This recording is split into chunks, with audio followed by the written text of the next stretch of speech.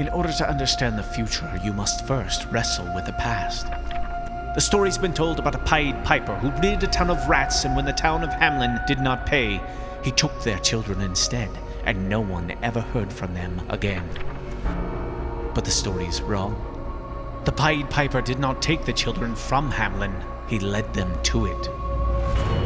It happened over 1,000 years ago in a place so hidden, only those who do not search for it will stumble into its borders. A place called Mirror, where fairy tales and fantasy are as real as you and me, at once beautiful and strange to our unbelieving eyes.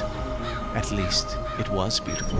But war and shadow marred its loveliness. A great evil threatened all that was good and green in Mirror, forcing freedom to flee and liberty to lie down in lonely anguish.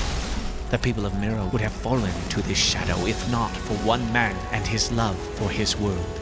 A Pied Piper who bore a power that lifted mountains and tore down walls, that tamed the wild beasts and moved men to be mighty.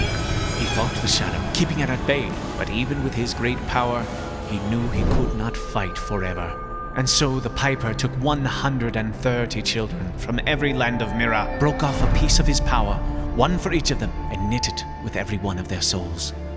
The Piper charged them to keep the power safe, to let it grow within them, and when it was strong enough, the children would be called back to Mirror to defeat the threatening shadow.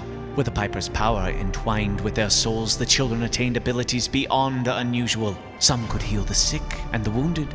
Others were granted great knowledge, extremely old age, and even control the very elements. He led them through a mysterious portal to a land hidden from the shadow's gaze, here, to our world, to a small town named Hamelin, and told them to look for the call to come home. And so they waited, and waited. The children grew up.